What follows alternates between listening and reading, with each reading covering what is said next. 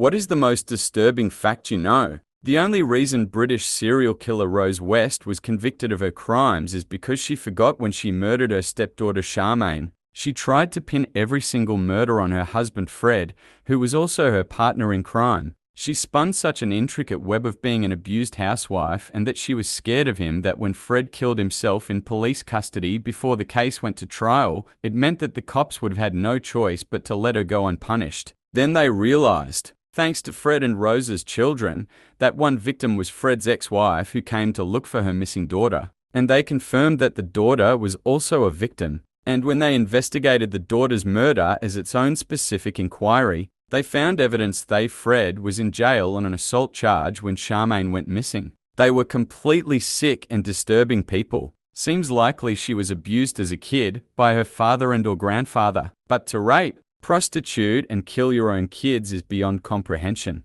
They also seem to have many enablers in the community who supported their behavior and surely saw and heard things which they should have reported. I think I've posted this before, but my mum is part of a book club and she was telling me about a book they were reading about a woman who had gone no contact with her mum, because when she was 16 her addict mother had let her dealer into her daughter's bedroom in exchange for some crack. My mum was like, I was really enjoying the book until that scene. It was just so unrealistic. It completely took me out of the story. No mother would ever do that to her child. It would never happen. My mum has led a very charmed and sheltered life. I sent her a few links to some redditstories she found very upsetting. Then my dad scolded me for making her sad. This is somehow depressing and cute. Obviously, your mum is ridiculously out of touch. But both her Navit and how protective your dad is of her are oddly charming. Carla Homolka, a serial killer who actively took part in the rapes and murders of 3 minors, including her own sister with her husband. Paul Bernardo is walking free today because of a plea deal she got before the police had all the evidence. She's changed her name multiple times, married her lawyer's brother, has kids, and has been on the PTA. She frequently gets run out of whatever new location she moves to after being figured out by local parents. Bloody hell, I didn't know she was free. That is messed up. It gets more messed up. She's happily married with a kid now. What's more, her time in prison was a relative breeze. I don't know how the Canadian prison system works, but the facility she was in allowed her to pursue a degree and join her fellow inmates as they put on plays and baked cakes for each other's birthdays. That poor kid. When they realize, her lawyer actually withheld all the videos she and fuckhead recorded of their crimes, showing her as a willing, eager participant until after the plea deal. Most Canadians know this, and all are angry about the plea deal. There are more fake plastic flamingos in the world than real ones. I went to South Africa and seriously, seeing real-life flamingos in the wild made me lose my shit more than the big cats. I couldn't believe it. So nature is losing to lawn ornaments, that tracks. Fake flamingos outbreeding real ones feels like peak humanity. There used to be a Wikipedia article titled List of Youngest Birth Mothers, with the youngest being only 5 years old. The majority of the entries it was also suspected either their father or uncle was responsible. I don't know if I'm going to regret asking this, but how does a 5-year-old have fully developed reproductive organs? I hate that this is a thing. She had precocious puberty, where she developed a lot earlier than normal. Precocious puberty can be caused by sexual abuse. This makes me so sad. God, the realizations this gave me. Precocious puberty is a very cruel condition, partly genetics and partly from having sex from a very early age, i.e. being regularly raped as a toddler. This is one of the most heart-wrenching thing I've read lately. Children under the age of 5 hide from fires instead of running from them. My old boss lost both of his sons to a house fire in the early 90s. When his wife and him got to the boys' room, they found that they had moved the desk in front of the door, trapping them inside. Yep, under beds and in wardrobes a lot. This is why we try and drill it into families to have a nighttime fire safety routine, to close doors when they go to bed and to check smoke alarms often.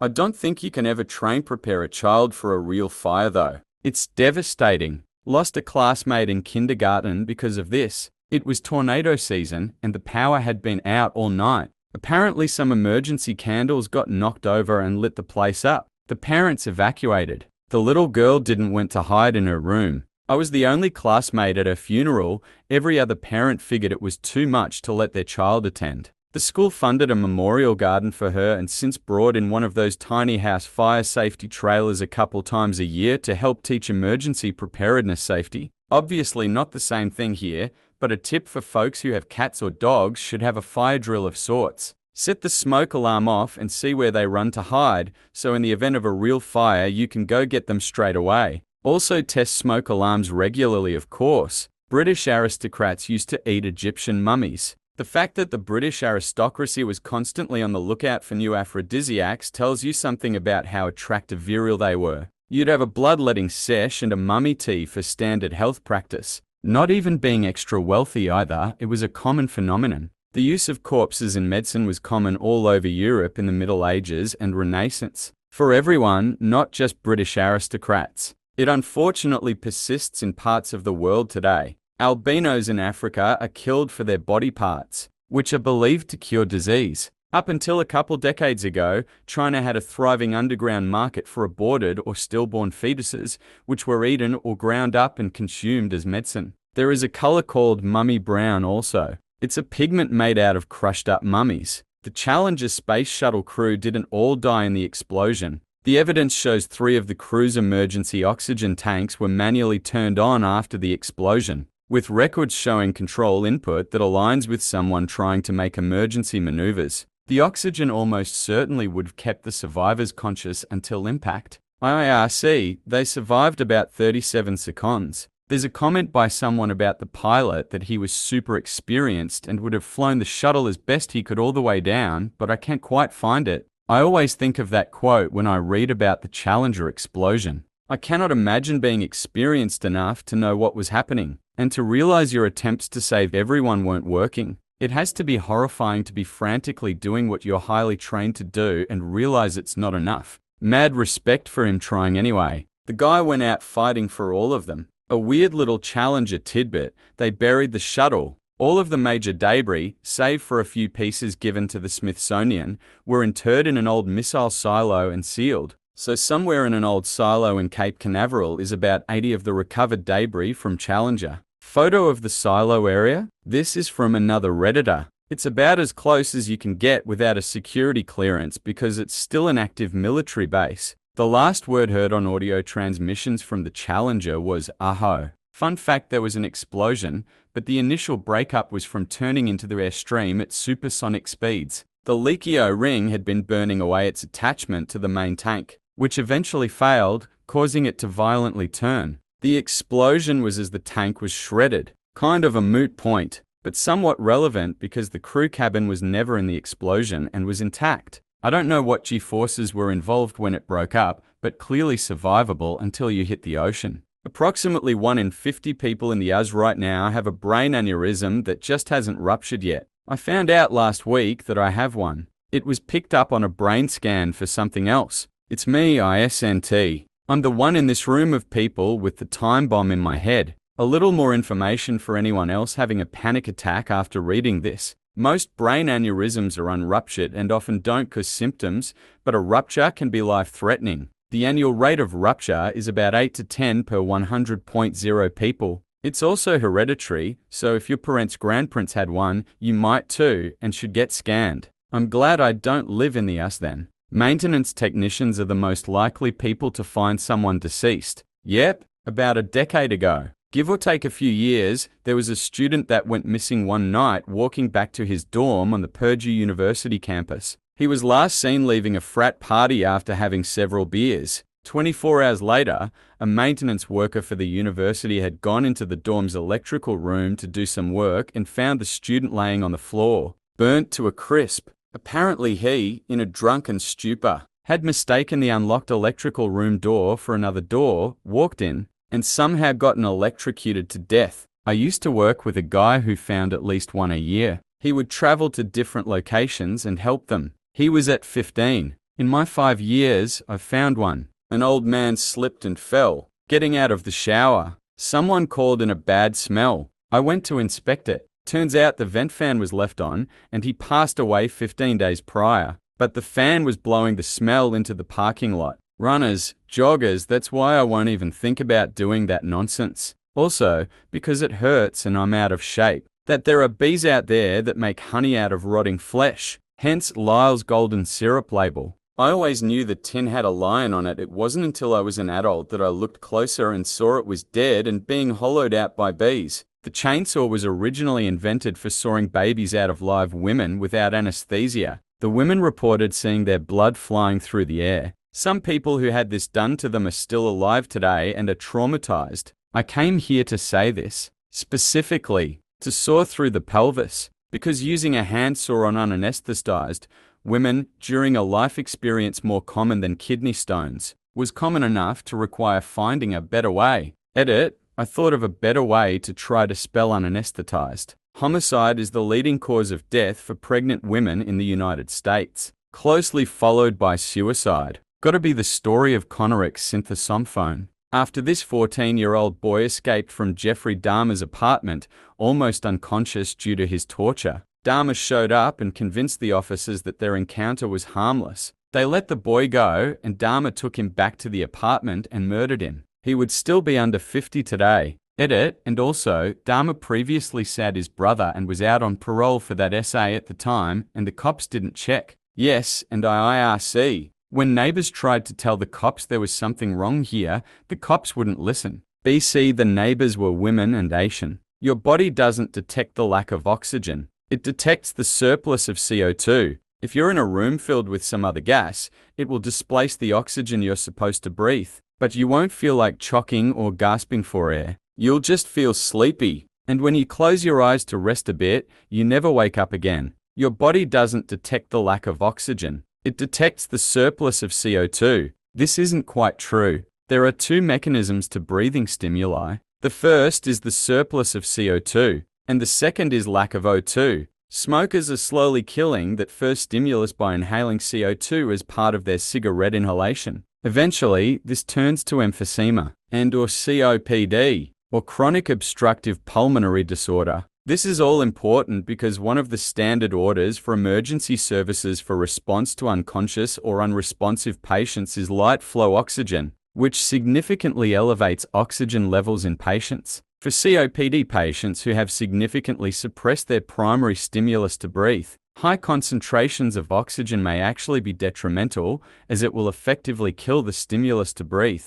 and the buildup of CO2 won't affect them on the same way as healthy people. TLDR. EMTs can inadvertently kill some people by placing them on light flow oxygen and failing to properly monitor the patient. It only took 15-20 minutes for those floating in the water after the Titanic sank to die. Apparently there was screaming, shouting, and crying. And then, after about 15 minutes, everything went quiet. They're setting us up against each other. It was never left versus right. It's top versus bottom. The 99 versus the 1. Except it's more like the top one telling the 98 of the population that the bottom one is the problem, and people keep falling for it. The leading cause of unnatural death in the 20th century was democide, death of civilians by order of government policies. Millions of people were killed because some sociopaths were given the authority to do so, while that paperwork holds secrets heavier than bodies do. I haven't heard about this. Who is the person that isn't being sworn in?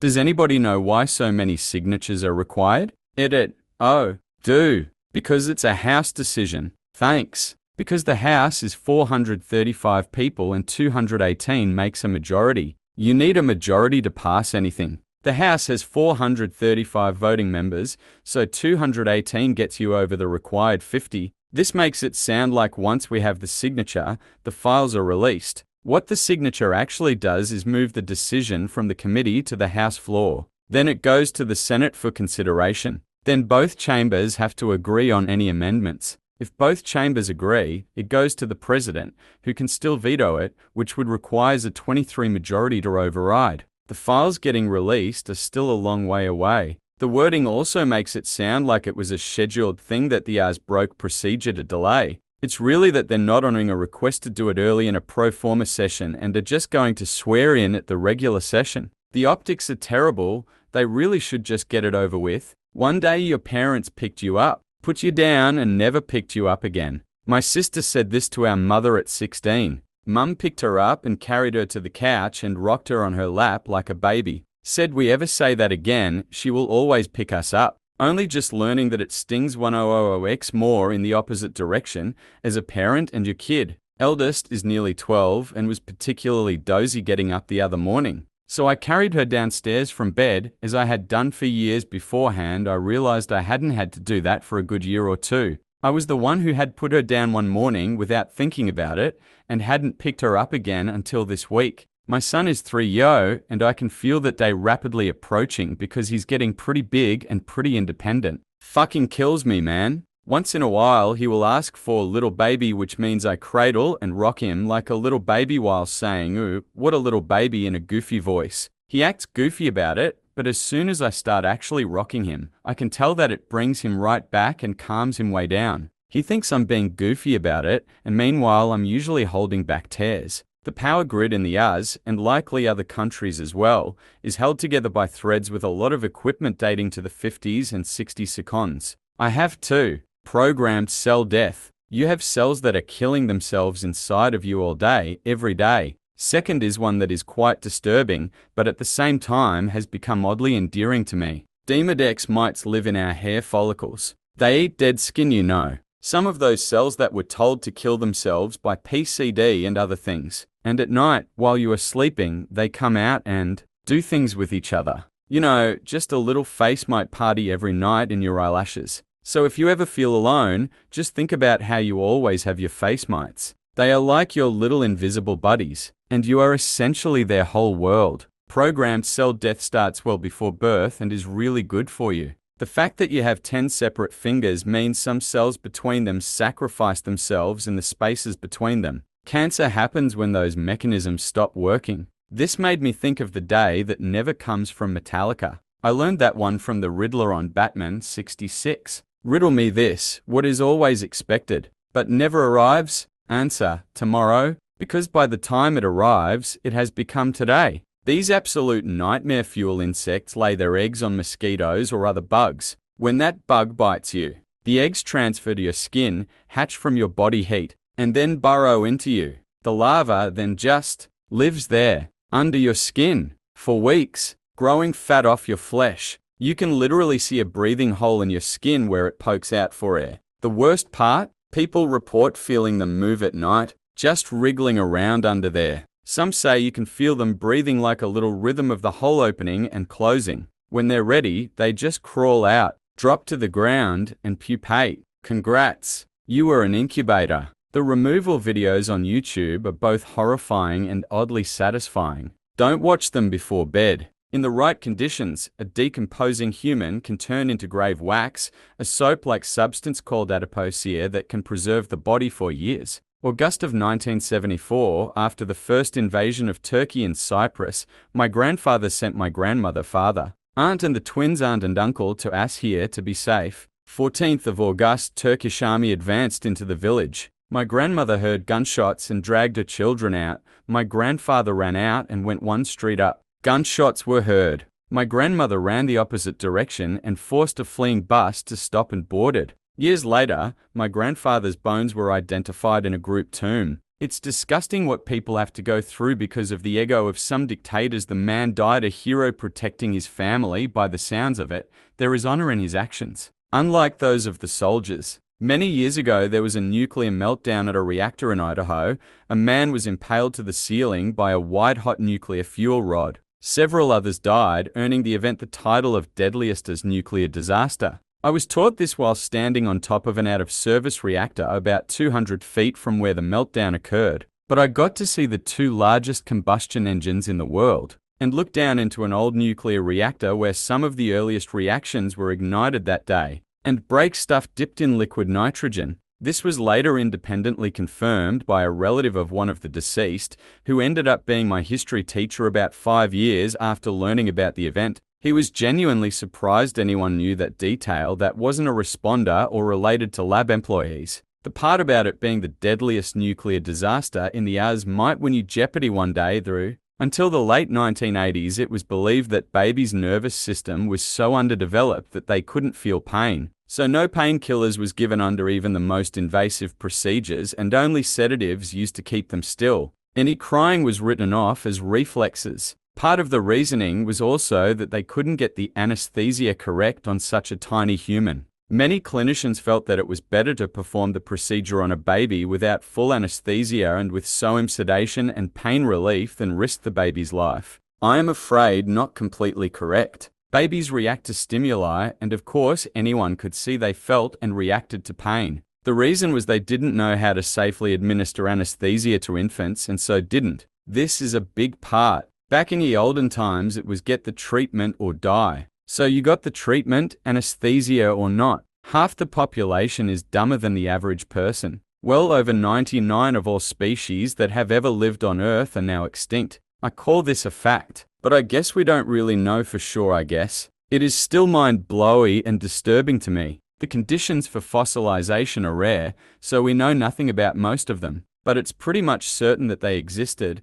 or everything alive now wouldn't. There must have been countless species of fascinating creatures that, well, never know about. Whole ecosystems whose conditions ensured that every one of its creatures' remains were fully recycled. There are more planes in the ocean than cruise ships in the sky. The youngest person to give birth in history was Lena Medina. She was 5 years old when she gave birth. All the microbes necessary to break down your body after death are already in your body. Keyword autolyze, it is your immune system keeping them from eating you as long as you are alive. What happens if your immune system fails for whatever reason? We can imagine. How often does that happen? I don't know. Apparently not too often. Otherwise we would hear about it all the time. You can, and people do, use that for food production though. For example, you can buy fish, the fresher the better as a whole, with all organs and everything. Cut it up, put it into a jar with a lot of salt. Close the jar, let it sit airtight for a couple months.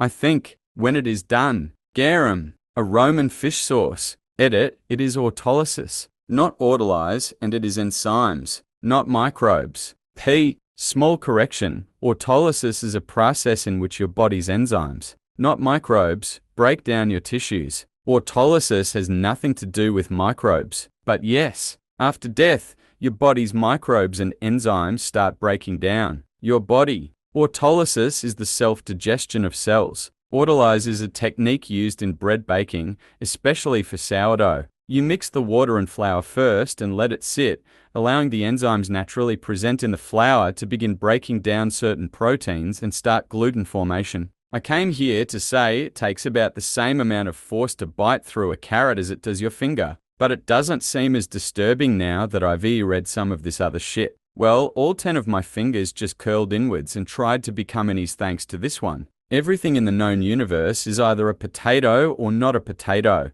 Eschatologists study of end of work, apocalypse estimate that there is a 1 to 6 chance of a species-ending event by the year 2100. We are brains piloting meat suits that kill each other over bits of paper and dirt. I'm one injury or small accident away from completely ruining my life. Your phone knows more about you than your closest friends. Not difficult. This is Reddit. We don't have any friends. I still use a flip phone, so probably not. The Bulletin of Atom Scientists no longer lists minutes to midnight, meaning the end of the human species. They've now switched it to seconds, and we are currently 89 seconds to midnight. There used to be a vibrant anti-nuclear movement. That's no longer true. I'm not sure the doomsday clock really is disturbing. They'll just fractally shorten the time frame as much as they need to. In terms of biomass, out of all the birds in the world right now, 70 are poultry, mostly on factory farms, and only 30 are wild birds. Slight correction, poultry is 70 of the biomass of all birds.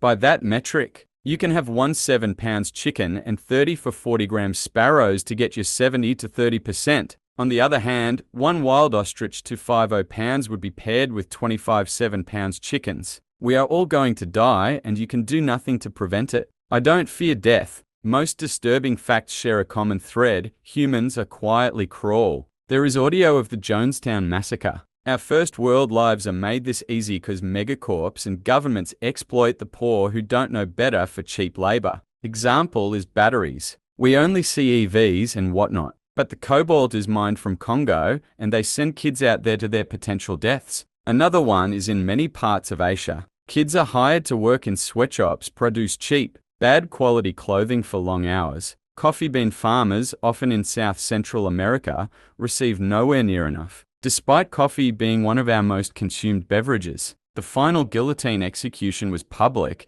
and in attendance was Christopher Lee, who would play Count Dooku in Star Wars. The most disturbing facts are the ones hiding in plain sight. Humanity creates problems faster than it solves them, then decorates the damage so it looks normal. The scariest truth is not what we don't know, it's what we already accept. You can die from eating your own poop. You can get so constipated that you vomit poop as well. Also from eating other people's poop. Poop, generally, is rarely safe for human consumption. There are more murders left unsolved than ones that are solved. So killing someone and getting away with it is a more probable outcome. Just keep your mouth shut. Seems like most cases that get conviction seem to be because people can't shut up. They talk themselves into prison. World record for eating chicken is 27 2-pound pullets by Bozo Miller. I'll bet Sander Clegane could have beaten that record. I really hate that this is true. The darkest facts are usually about how normal cruelty can look. History and biology both prove humans justify horror as culture,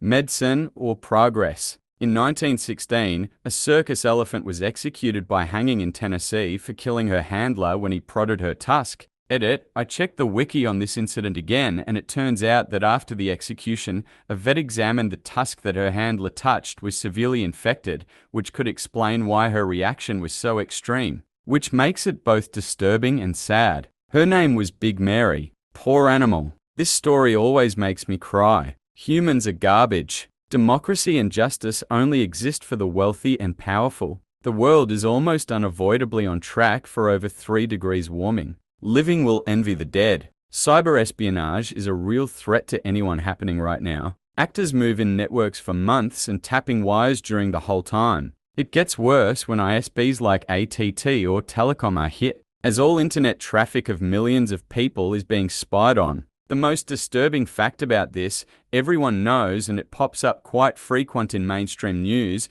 but nobody gives a shit as most people don't understand the value and what data is compromised. Good example from John Oliver's show with Edward Snowden. Around 7:10 he asked people if they are concerned about their data being spied on. Nobody gives a shit. In the moment he says, that nudes are also affected. Everyone has a problem with it. Prions exist and you don't know you're infected for years. Adding to that, conventional sterilization methods do not adequately kill them. So if some is infected in decades before symptoms and has surgery, it's possible to spread them that way. Plus, all the traditional methods of transmission like mad cow. Money has actually almost close to zero value except for the metal and paper it's printed on, and yet we all organize our lives around it, accepting that everyone else treats it like it had any real value. It gets even crazier when you realize that only around 10 of all the money in the world is represented by actual physical currency. The vast majority of it is only digital.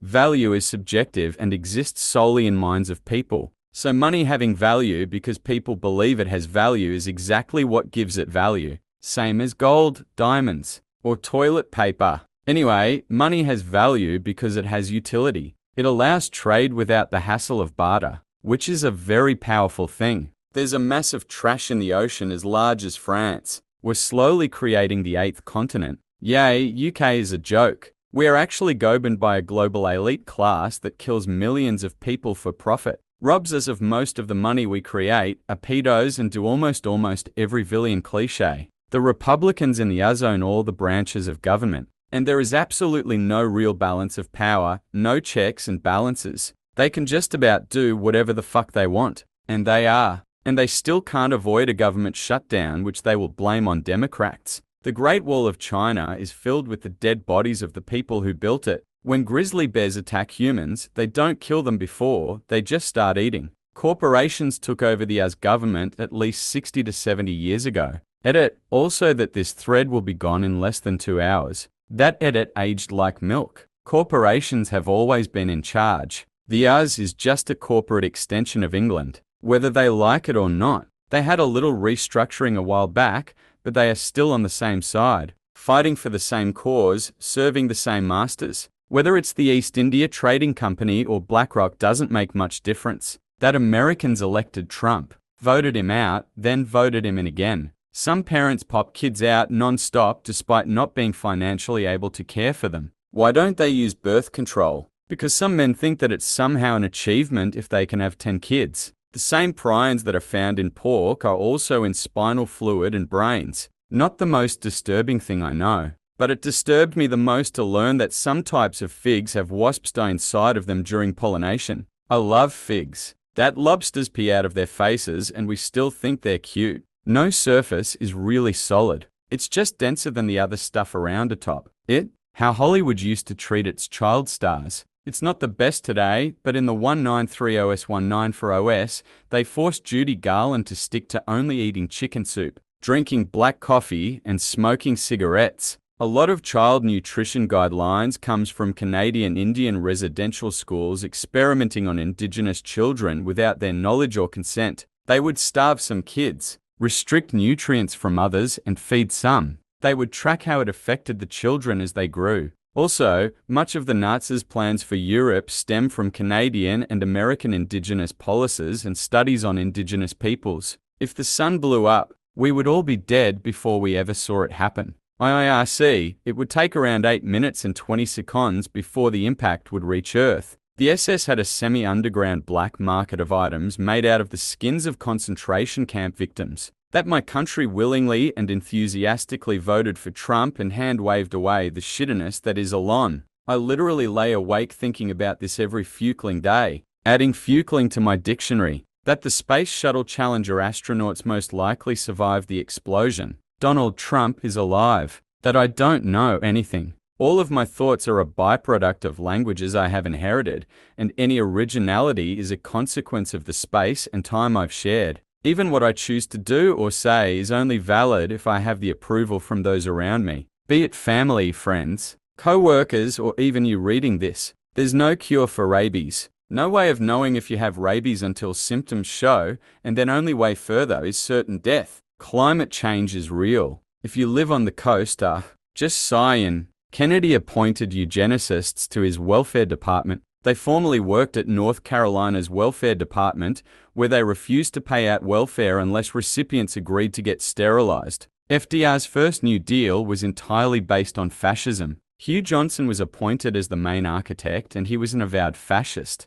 He even bragged in his autobiography about trying to organize a fascist coup against Herbert Hoover. He was later named as one of the plotters in the business plot. Johnson modeled the NERA and NRA on Mussolini's fascist guild system. That system was later ruled unconstitutional.